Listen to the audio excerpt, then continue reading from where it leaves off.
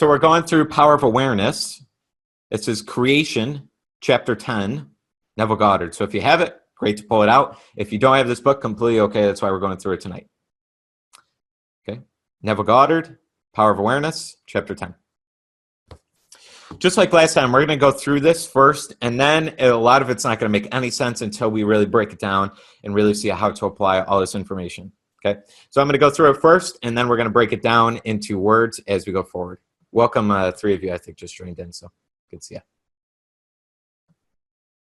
I am God, declaring the end from the beginning and from ancient times things that are not yet done. Creation is finished. Creativeness is only a deeper receptiveness for the entire contents of all time and all space, while experienced in a time sequence, actually coexist in an infinite and eternal now. In other words, all that you ever have been or ever will be, in fact, all that mankind ever was or ever will be, exists now.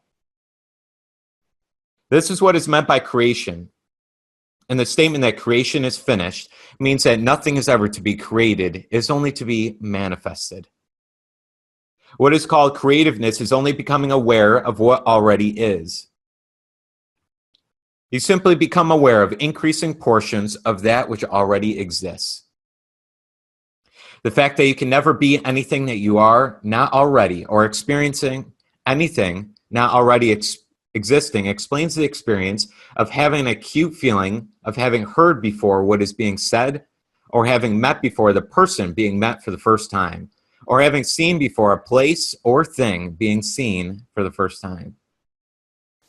The whole of creation exists in you, and it is your destiny to become increasingly aware of its infinite wonders and to experience ever greater and grander portions of it.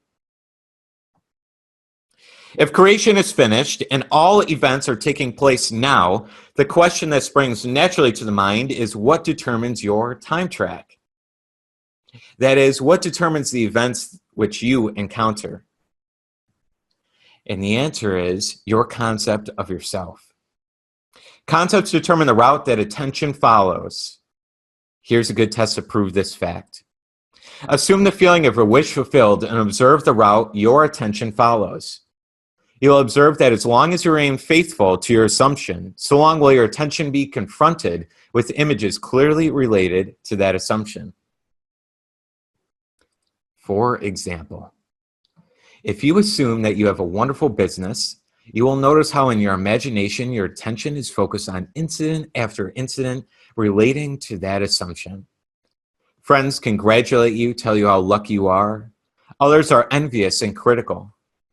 From there, your attention goes to larger offices, bigger bank balances, and many other similarly related events.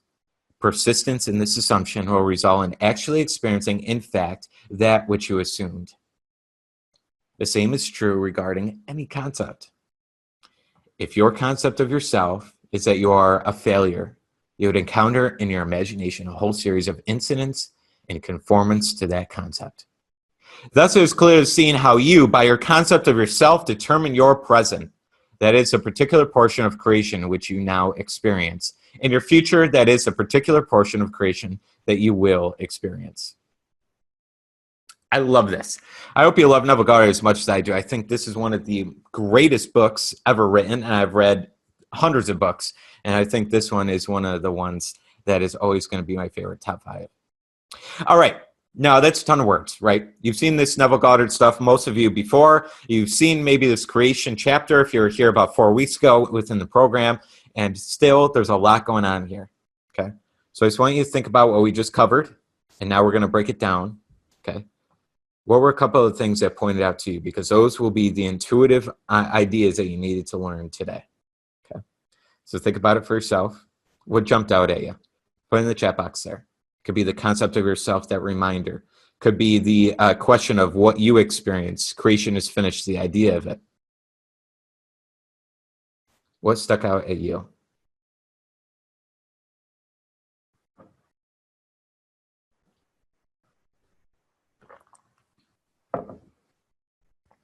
Now, if we really understand this chapter, we'll never doubt or worry again. You won't have this procrastination anymore. You won't have this needing accountability for somebody to get you rolling every single day. Because the concept of yourself will change so deeply that you no longer need that.